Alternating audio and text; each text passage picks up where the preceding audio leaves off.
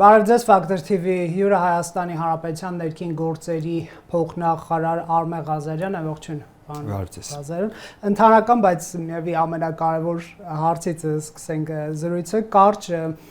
երբ եւ որ դեպքում ԵՄ-ի հետ կունենանք ազատ վիզային ռեժիմ, այս հարցով ենք սկսում, որովհետեւ process-ը հիմնականում ձեր ձեռամբե տարվում Հայաստան։ Շնորհակալություն հրավերի համար եւ հարցի համար։ Նշեմ, որ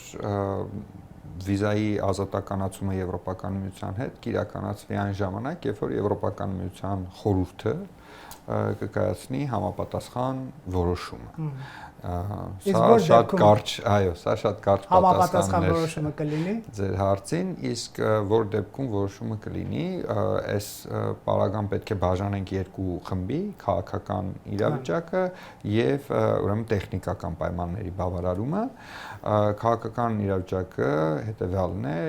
Եվրամիության խորհուրդը բաղկացած է 27 անդամ պետություններից եւ 27 անդամ պետությունները պետք է համաձայնության գան, որ այդ որոշումը կայացնի, չնայած իրավական տեխնիկայի առումով Եվրամիության իրավական պրոցեդուրայի տեսանկյունից վիզայի կոդում, վիզայի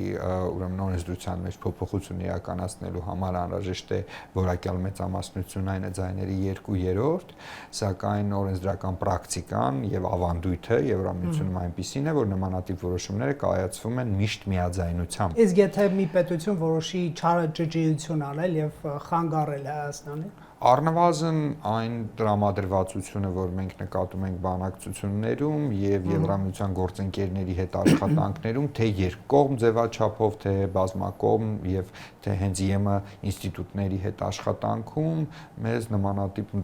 մտավախության տեղիք առնվազն չի տալիս, բայց սա միայն քաղաքական հանգամանքն է, կա նաեւ տեխնիկական հանգամանքը։ Դուք գիտեք, որ այս 2025 թվականի նոյեմբերին մենք ստացանք Եվրամիության գործընկերներից վիզաների ազատականացման գործողությունների ծրագիրը, իսկ տեխնիկական հանգամանքը այն է, որ գործողությունների ծրագրով նախատեսված բոլոր գործողությունները պետք է իմպլեմենտացված լինեն, իրականացված լինեն, որպեսզի Եվրոպական հանձնաժողովը կարողանա համապատասխան ինֆորմացիան կոմունիկացնել Եվրամիության խորհրդին, որպեսզի սկսի այդ օրենսդրական գործընթացը։ Շատ լավ, եկեք պարզ բացատրենք քաղաքացիներին։ Ինչ խնդիրներ պետք է լուծի Հայաստանի Հանրապետությունը, որպեսզի Եվրամիության խորհուրդը լրջորեն վիզայի ազատականացման որոշումը քննարկման ենթարկի եւ այո կամ ոչ ասի։ Եկեք ունեք 5 խնդիր, հա, փորձենք գլխավոր խնդիրները քննության առարկա դարձնել։ Նաեւ ձեր աշխատանքի բերումով թիվ 1 գլխավոր խնդիրը, որ դուք համարում եք լուծելի, ամենադժվարը ո՞րն է։ 5 խնդիր չէ, 4 խնդիր, բան, որովհետև գործողությունների ծրագիրը։ Ես մեկը ավելացրի։ Այո, գործողությունների ծրագիրը բաղկացած է 4 բլոկից։ Ես նկատի ունեի 5 գլխավոր անելիք էսպես։ Այստեղ բոլորն էլ կարևոր անելիքներ են, չենք կարող ասել մեկը ավելի կարևոր է, մյուսը ավելի կարևոր չէ, ինչու, որովհետև գնահատվում են բոլորը։ Այսինքն վերջնարդյունքը, որ ասում եք որ պարագայում Եվրամիության խորհուրդը կդիտարկի այս հարցը, այն պարագայում, որ բոլոր խնդիրները ուրեմն հասցեագրված կլինեն եւ բոլորի մասով շեշտադրված կլինի, որ Հայաստանը լուծել է ուրեմն իր արժեվ դրված խնդիրները, ու 4 բլոկները փաստաթղթերի անվտանգություն, բիոմետրիկ համակարգի ներդրում տվյալների պաշտպանություն, սահմանների համալիր կառավարում, երկրորդ բլոկի հարցերը, միգրացիայի կառավարում, ապաստան, երրորդ բլոկը հանրային անվտանգության հետ կապված հարցեր, հանցավորության դեմ պայքար, կազմակերպված հանցավորության դեմ պայքար, տրաֆիկինգ, անօրինական միգրացիայի կազմակերպում, փողերի լվացում, այսպես շարունակ։ Եկեք կոնկրետ գնանք։ Այսօրվա մեր անձնագրերը եւ ID-ները պետքական չեն լինելու։ Նոր կենսաչափական անձնագրեր եւ տվյալների անվտանգություն։ Սա ինչ է ենթադրում, տեխնիկապես Հայաստան պատրաստ է նման խնդիրը սպասել։ 2026 թվականի երկրորդ կիսամյակում Հայաստանը արդեն թողարկելու է ուրեմն բիոմետրիկ ամենաարդիական տեխնոլոգիաներով ուրեմն հագեցած կենսաչափական տվյալներ պարունակող փաստաթղթեր։ Տպիչներ կլինեն անհրաժեշտ քանակի։ մենք գործակցում ենք ամենաառաջատար համաշխարհային կազմակերպություններից մեկի հետ, ֆրանսիական In-Group կազմակերպության հետ, որը Հայաստանում ներկայացված է Հայփաս ընկերության դեմքով, որը հաղթել է պետություն մասնավոր գործընկերության մրցույթը, եւ ես դες վստահեցնում եմ, որ մենք կունենանք որակյալ փաստաթղթեր, ուրեմն եւ ամենաարդիական տեխնոլոգիաներով հագեցած, բայց այստեղ երկրորդ հանգամանքն էլ կա, եթե նայենք այն երկրներին, որոնք վիզաների ազատականացում են ունեցել Եվրոպական միության հետ, այնպես չի, որ երբ որ այդ որոշումը կայացվել է, այդ երկրի ամբողջ բնակչությունը ունեցել է կենսաչափական փաստաթղթեր եւ դրա համար օրինակ եթե նայում ենք ժամանակին թե Ուկրաինայի թե Մոլդովայի պարագայում որոշման մեջ մի այսպիսի նշում կար, երկրի անվան վրա մի հատ աստղանիշ էին դնում եւ ներքևը ֆուտնոտով մի դիտարկում էին անում միայն բիոմետրիկ անձնագիր կրողների համար։ Այսինքն մարդիկ պետք է շտապեն, եթե ուզում են հերթի մեջ չմնալ 26-ի երկրորդ կեսից գնալ անել բնականաբար մենք այո խրախուսում ենք որպեսզի երբ որ ունենանք արդեն համակարգը գործում մենք խրախուսենք մեր քաղաքացիներին որպեսզի նրանք ունենան բիոմետրիկ ուրեմն թե անձնագրեր թե նույնականացման քարտեր դա ոչ միայն ճամփորդելու դյուրինություն կապահովի մեր քաղաքացիների համար այլ նաև օրինակ նույնականացման քարտերը առավել մեծ հասանելիություն կապահովեն բոլոր այն թվային ծառայություններին որ պետությունն է մատուցում մասնավորն է մատուցում մի անձնագիր, մի ID, մի սոցկարտ, դրանք բոլորը կգնան արխիվ։ Սոցկարտ մենք չունենք։ Չունեք սոցկարտը, բայց ես ունեմ սոցկարտ։ Այդ դուք պահպանել եք, որ բավականին երկար ժամանակ արդեն պահպանել եք այդ սոցկարտի վրայի միակ արժեքավոր տեղեկատվությունը ձեր հանրային ծառայությունների համարանիշն է, իսկ ձեր հանրային ծառայությունների համարանիշը կազետեղված նաև ձեր նույնականացման քարտում։ Չէ, բայց ես չկորցնեմ երևի դա որ Տեսեք, սա էլ արդեն ձեր ավանդապահության մասին է խոսում։ Եվրոպայում տեսեք կա աճ ուժերի վերելք, այո, եւ դա նշանակում է նաեւ մեծ զգուշավորություն ներգաղթի հարցերի, միգրացիայի հարցերի։ Իհարկե մենք լինելով առաջին քրիստոնյա պետությունը, այսպես մարդկանց մոտ կա միֆ, որ ըստ եվրոպացիների պատկերացման մենք պետք է իրենց վտանգ չսպառնանք, հա, ավելի այլ, այսպես ասենք, տարածաշրջաններից միգրացիայի նկատմամբ մեծ վախեր ունեն ահաբեկչություն, ծայրահեղականություն եւ այլն, բայց մեզ հետ էլ կապված կան խնդիրներ, միգրացիոն հոսքեր եղել են առնվազն, ասենք մեր սիրելի Ֆրանսիան հազարավոր հայերի է ընդունել կամ այլ եվրոպական պետություններ Գերմանիան, բայց ապօրինի այնտեղ ներգաղթած, այս խնդիրը ինչպես է կառավարվել, որպեսզի միգրացիոն ապօրինի հոսքը կանխվի Զվարթնոցում կամ Շիրակ օդանավականում եւ ոչ թե հասնեն օրինակ Ֆրանսիա, այնտեղից հետ բերեն, այս խնդիրները մեկը ոնց է լուծվել։ Ձեր այս մատնանշած իրավիճակի մեջ կա երկու խնդիր։ Դուք մեկը ասում եք վտանգները, որը կապված է հանցավորության հետ։ Իրենց պատկերացման վտանգները։ Ես շեշտադրեմ, որ մեր բանակցություններում եւ շփումներում էլ եւս շատ հստակորեն արձանագրվում է, որ այո, Հայաստանի հետ նման խնդիր չկա։ Ինչու, որովհետև չկան օրինակ էթնիկ հայկական հանցավոր խմբեր, ասենք Եվրոպական միության տարածքում, որ հանցավորությամբ են զբաղվում եւ այդ հանցավոր խումբը ձևավորվել է հենց էթնիկության հիմքով։ Նման բան ուղղակի գոյություն չունի։ Ի տարբերություն մի շարք այլ երկրների, որոնց հետ կապված նմանատիպ խնդիրներ առկա էին։ Երկրորդ հանգամանքը, այսինքն այս մասով չի զգուշավորությունը։ Զգուշավորությունը անօրինական միգրացիայի մասով է, ինչպես նշեցիք։ Անօրինական միգրացիան էլ կարող է ունենալ ըստ էության երկու դրսևորում՝ սահմանի անօրինական հատում, բազմաթիվ այլ դրսևորումներ է կարող ունենալ, բայց կենտրոնանանք երկուսի վրա։ Սահմանի անօրինական հատում, որը այս պարագայում շատ ավելի բարդ է, ինչի որովհետև մենք չունենք անմիջական սահման, ասենք Եվրոպական միության հետ եւ չկա այստեղ ֆիզիկապես սահման անօրինական հատելու ռիսկը, ու կա երկրորդ ռիսկը, այսինքն անձը օրինական կերպով մուտք է գործում որևէ երկրի տարածքն ու տվյալ դեպքում ասենք Շենգեն գոտի եւ թույլատրված ժամկետից ավել է մնում, ինչպես կլասիկ ասում են overstay ասվածը, հա, ավել մնալ։ Դա երրորդ էլեմենտն է, դա երրորդ էլեմենտն է։ Overstay-ը օրինակ կարող է չի հանձնվել, բայց գերազանցել է իրեն թույլ տված ժամկետը եւ օրինակ անհրաժեշտ ժամկետում դուրս չի եկել Եվրամիության կամ Շենգեն գոտու տարածքից։ Սա եւս ուրեմն խնդիր է, շատ մեծ խնդիր չի overstay խնդիրը մեզ համար, բայց արձանագրում ենք եւ փորձում ենք ենք նաև իրազեկման արշավների միջոցով մարդկանց բացատրել, որ ուշադիր լինեն իրենց միգրացիոն վարքագծի հանդեպ եւ չգերազանցեն թույլատրելի գտնվելու ժամկետները։ Երրորդ հանգամանքը արդեն ձեր ասած, այսպես կենցաղային լեզվով ասած հանձնվելն է, ինչը մասնագիտական լեզվով մենք ասում ենք ապաստան հայցել։ Ապաստան հայցելու բովանդակությունը որն է, դու պետք է ասես, որ քեզ քո ծագման կամ քաղաքացիության երկրում հետապնդում են Ժնևի կոնվենցիայի սահմանած հիմքերով։ Պետական համակարգված հետապնդում կա կոնվենցիայի սահմանած հիմքերով, որոնք են այդ հիմքերը՝ կրոնը, ռասան,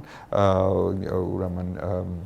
որոշակի սոցիալական խմբին պատկանելը եւ այսպես շարունակ։ Սա շատերի համար կարող է գայթակղիչ ճանապարհ լինել, գնալ Եվրոպայում ապրել, բայց հենց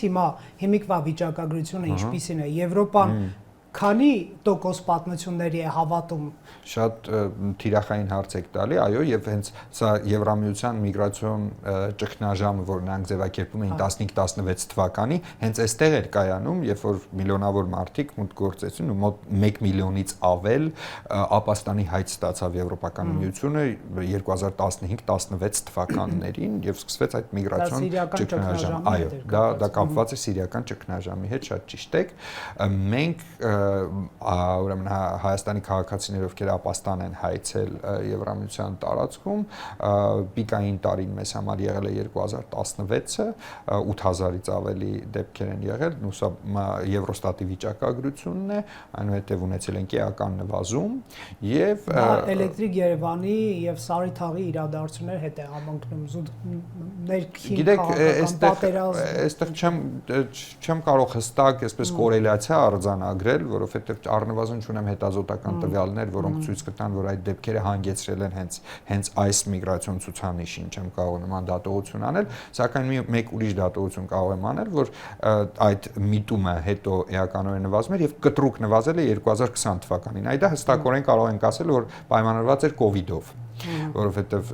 ճամփորդական, այո, ֆիզիկապես չէին կարող ճամփորդել, ճամփորդական սահմանափակումներ էին մտցել եւ կոവിഡ്ի տարում այդ թիվը նվազեց մինչեւ 1200-ի, 1200-ից մի փոքր։ Հիմա մի փոքր տրենդը աճել է, ինչի կրկին այդ զսպված, սեղմված կոവിഡ്ի սահմանափակումներից հետո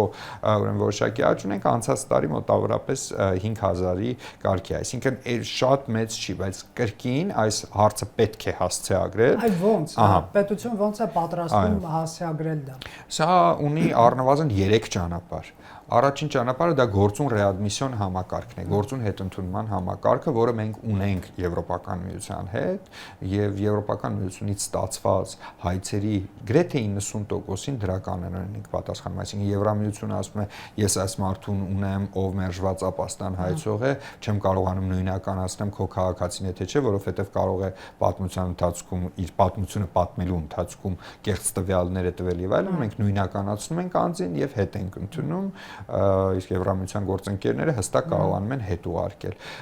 Այս գործուն ռեադմիսիոն համակարգը նաև շատ կարևոր ուրեմն ցուցիչ է բոլոր գնահատումների ընթացքում։ Յուրաքանչյուր գնահատման ժամանակ Եվրամիությունը այս հարցին շատ մեծ ուշադրություն է դարձնում։ Երկրորդ հանգամանքը ինֆորմացիոն աշխարհներն են, ինչպես նշեցինք Overstay պարագայում, մենք տեղեկացնում ենք քաղաքացիներին, որպեսզի համապատասխան ձևավորեն իրենց միգրացիոն վարքագիծը եւ չմտածեն, որ վիզաների ազատականացում նշանակում է օրինակ ձրի առողջապահություն Եվրոպական միության տարածքում, ինչը բացարձակ դա չի նշանակում։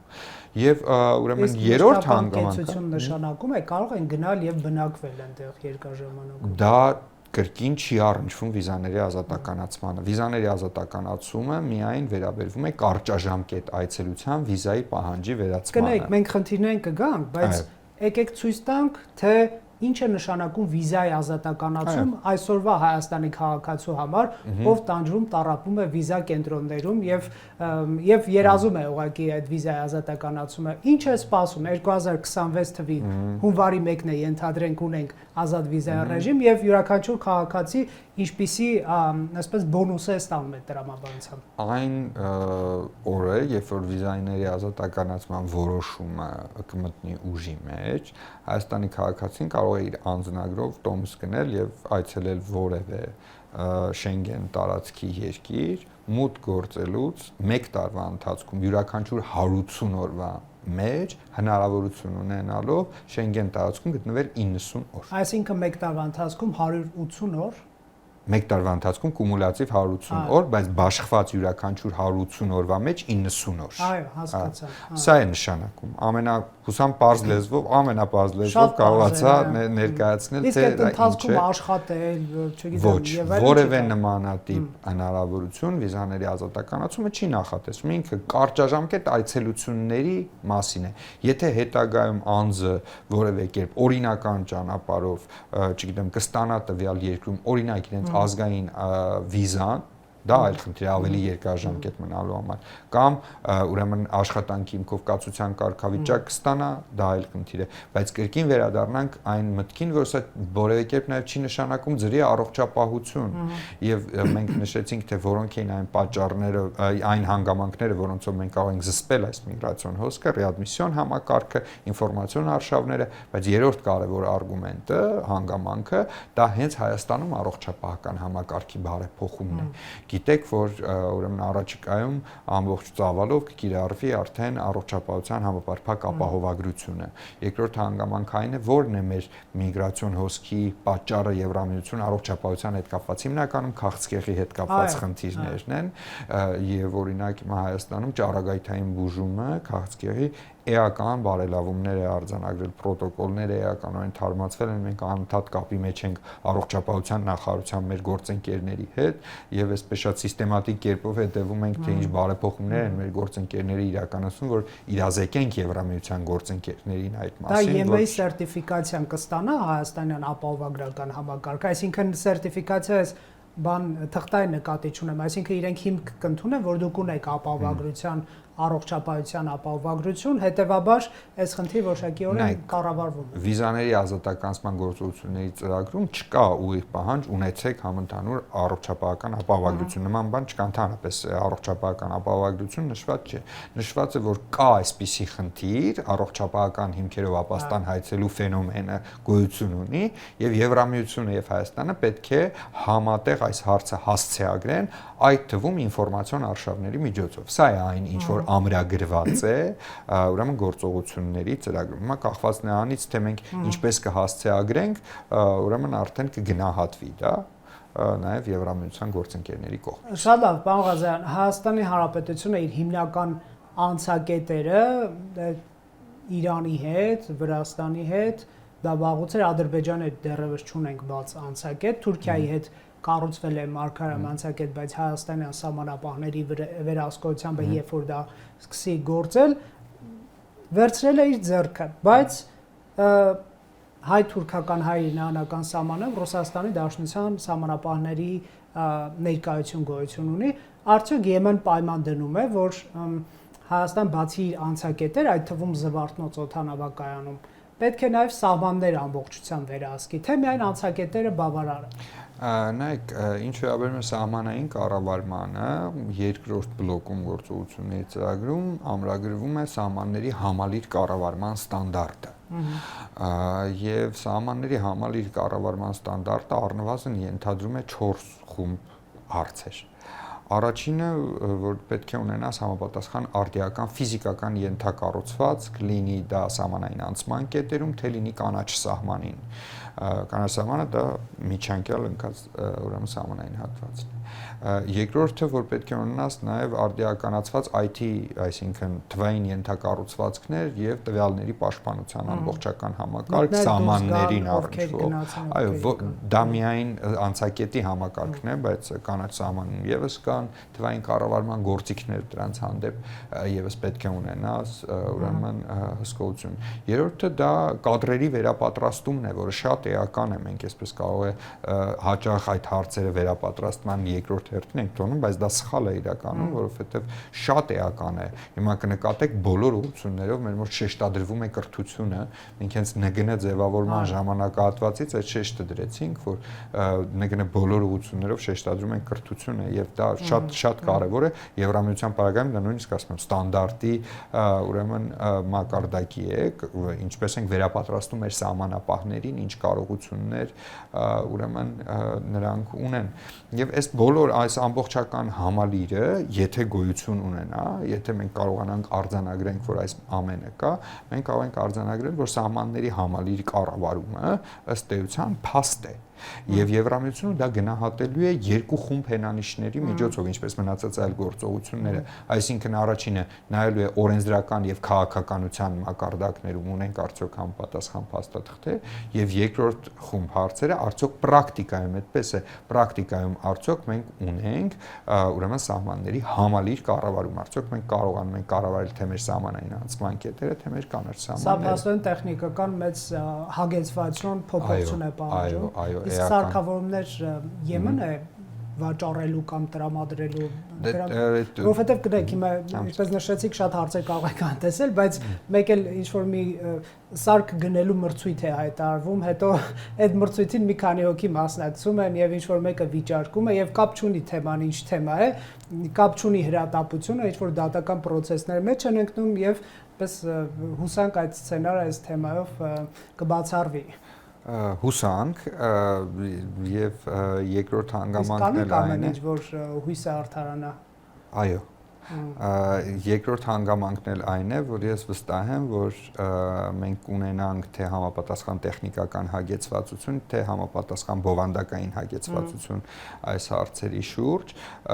որովհետև մեր սահմանային կառավարման էլեկտրոնային համակարգը եւս բավականին լավ է, անշուշտ ունի որոշակի արդիականացման խնդիրներ, ինչպես մեր բոլոր թվային ենթակառուցվածքներն ու համակարգերը, բայց ես վստահ եմ, որ մենք կունենանք ինչպես արդիական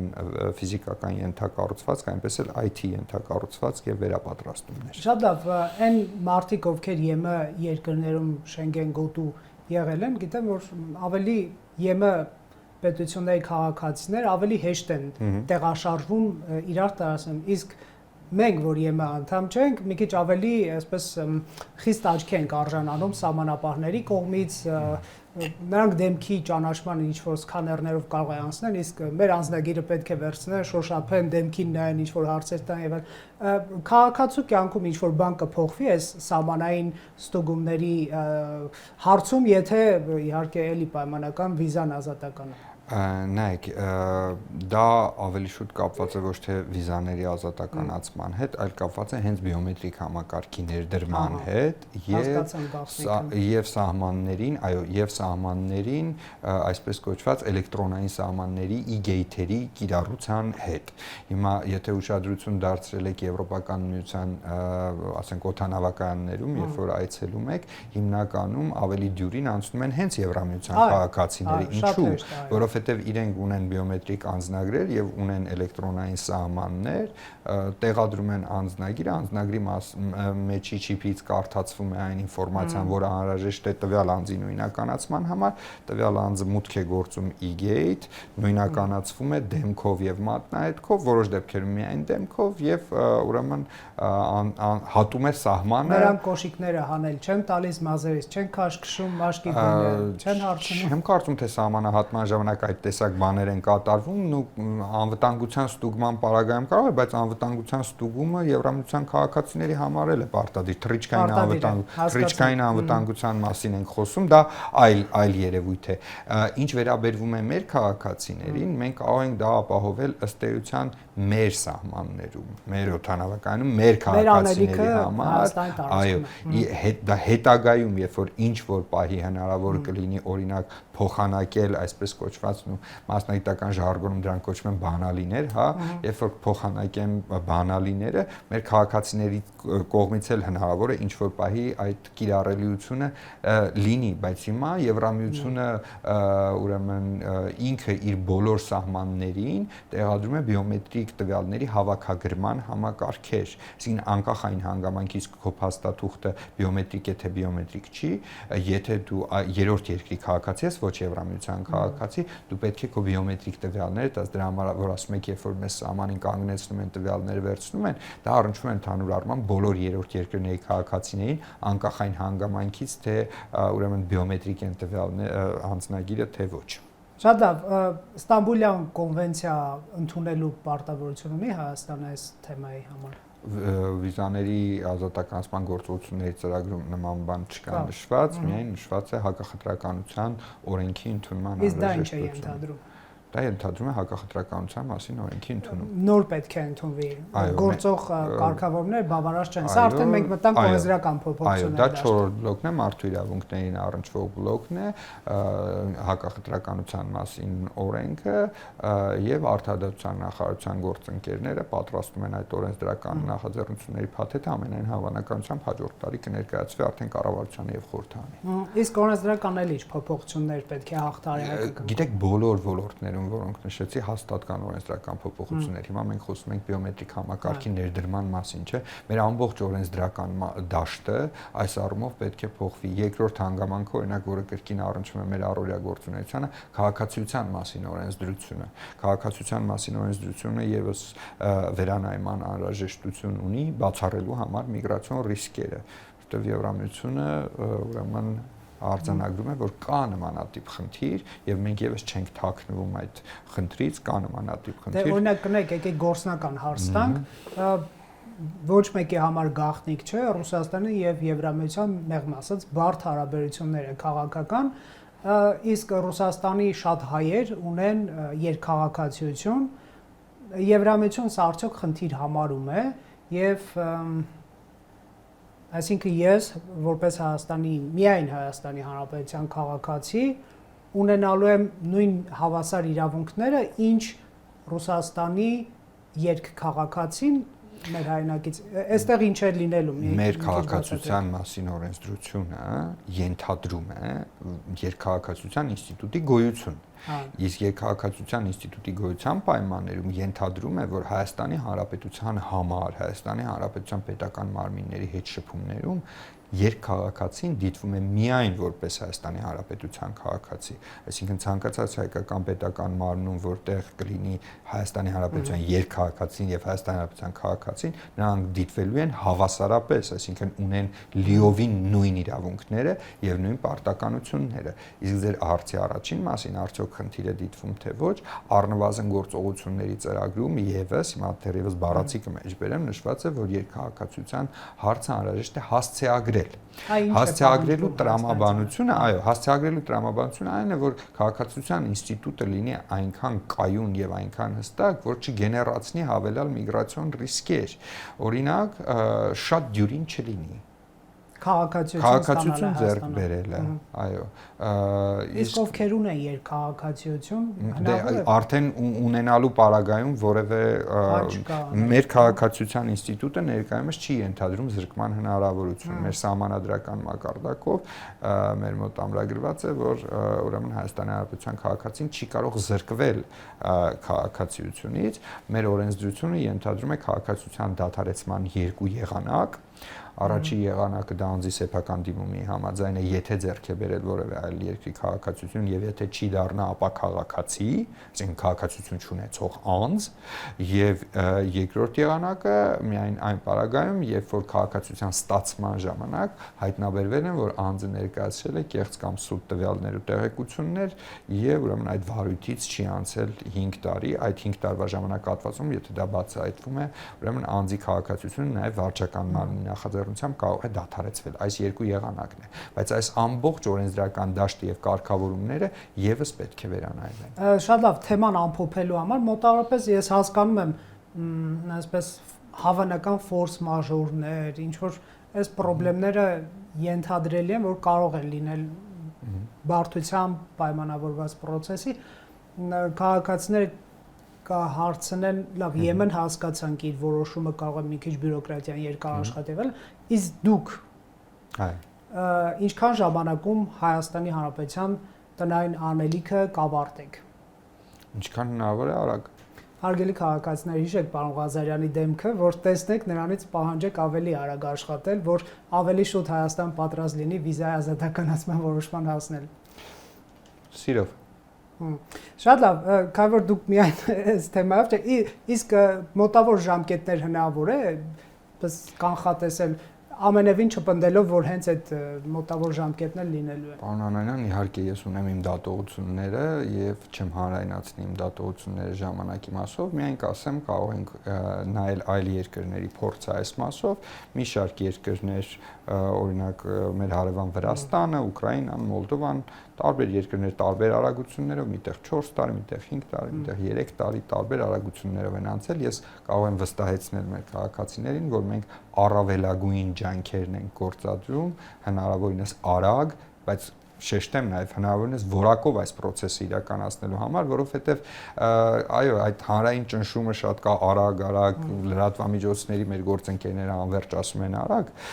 բայց այստեղ կարևոր է նաև որակը, պարոն Անանյան, մենք չենք կարող դա աչքաթող անել, որովհետև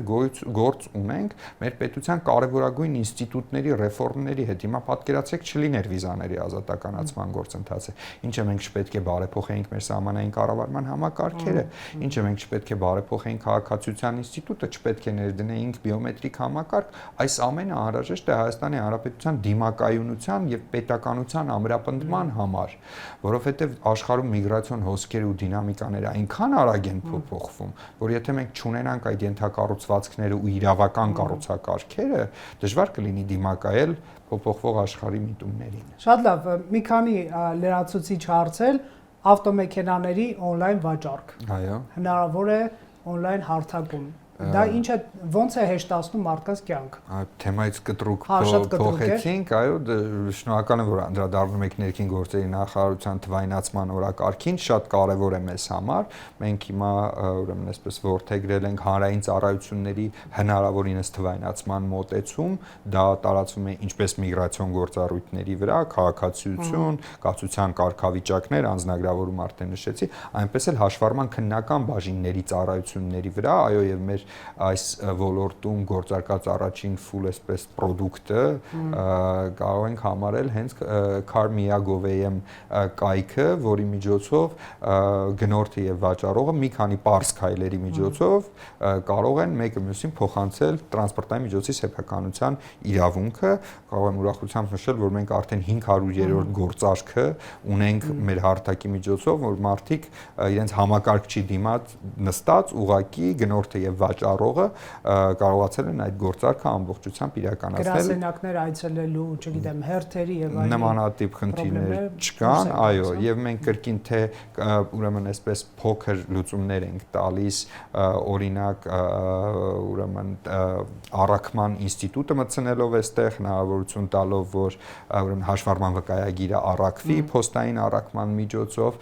ինչպես նաեւ մտածում ենք համալիր լուծման ուղղությամբ, որ այդ բոլոր ծառայությունները, որոնք առնչվում են մեքենա ունենալուն եւ շահագործելուն, դրանք ամբողջությամբ թվայնացվեն, սակայն մեր թվայնացման օրակարգը միայն ծառայությունների մասով չէ, հանրային ծառայությունների մասով, այլ նաեւ ոստիկանության գործունեության մասով,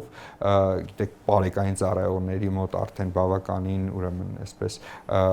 գործում է թվային համակարգերը, հենց վարչական իրավախախտումները կազմելիս օգտագործում են թվային համակարգեր օպերատիվ կառավարման կենտրոնի հետ համատեղ, հիմա մտածում ենք ոստիկանության, ոչ թե մտածում ենք արդեն պրակտիկ քայլեր ենք ձեռնարկում ոստիկանության այլ ուղղություններում թվայնացումներ իրականացնելու, թե համայնքային ոստիկանություն, թե քրեական ոստիկանությունում,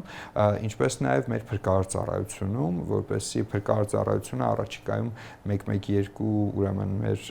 ընդհանուր զանգերի կենտրոնին կհամակցվի օպերատիվ կառավարման կենտրոնում եւ եւս ուրեմն կկարողանան օգտվել ուրեմն թվային գործիքներից մեր փրկարար։ Բոլոր այսպես շտաբ ծառայությունները 112-ի տակ են մտնել։ Ուրեմն առաջիկայում այո ոստիկանություն եւ փրկարար ծառայության այս մոդուլը կմիավորվի եւ մենք կունենանք 112 եվրոպական ստանդարտին համարժեք ուրեմն արագ արձագանքման զանգերի կենտրոն։ Մի հատ էլ շրջադարձ, արդյոք արցախցիները ուզում են, պես ուզում բառը նկատի ունեմ թվերով Հայաստանի քաղաքացի դառնալ, ինչքան են դիմում, որովհետև նրանց անձնագրերի այդ կոդավորումը դուրս չէր գալիս մարդկանց, շատ դժգոհություններ էր առաջացնում, այս process-ը ինչ փուլում է։ Հոսք կա, եթե մենք խոսում ենք քաղաքացիություն եւ անձանց անձանց ուրեմն քաղաքացիության դիմումների մասին, այդ թիվը արդեն գերազանցում է 30,000-ը որից 8300-ից մի փոքր ավելին անչափահասներն են, անչափահասների մասով ուրեմն մենք չենք իրականացնում քաղաքացիության առանձին վարույթ, օրենքը այդպիսի հնարավորություն տալիս է անձնագրի փոփոխության միջոցով անչափահասը կարող է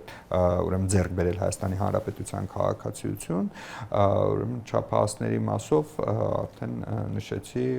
ուրեմն մենք ունենք 25000-ից ավել դիմումներ եւ գործերը իրականացվում են հնարավորինս արագացված, մեր ստանդարտ քաղաքացիության վարույթը, շնորհման վարույթը տևում է 90 աշխատանքային օր, այսինքն մոտավորապես 4 ամիս, Ղարաբաղից տեղահանվածների մասով մենք ամեն ինչ անում ենք, որ այդ վարույթը չգերազանցի 2 ամիսը, ցավոք ունենք դեպքեր զուտ աշխատանքային ծանրաբեռնվածության առումով եւ երբ որ տևում է 2-ից 3 ամիս, ուղղակի մենք հիմա այսպես կարողությունների սահմանի վրա ենք աշխատում, շատ մեծ հոսք է, ու նաեւ պայմանավորված թե բնակարանային ծրագրով, թե այլ հանգամանքներով, բայց միտումներն այսպիսին են, չեմ կարող ասել, որ կա որոշակի այսպես հապաղում դիմումները բավականին մեծ տեմպով ներկայացվում են։ Շնորհակալ եմ զրույցի համար։ Ես եմ շնորհակալ։ Factor TV-ում հյուրընկալել ենք Արմեն Ղազարյանին։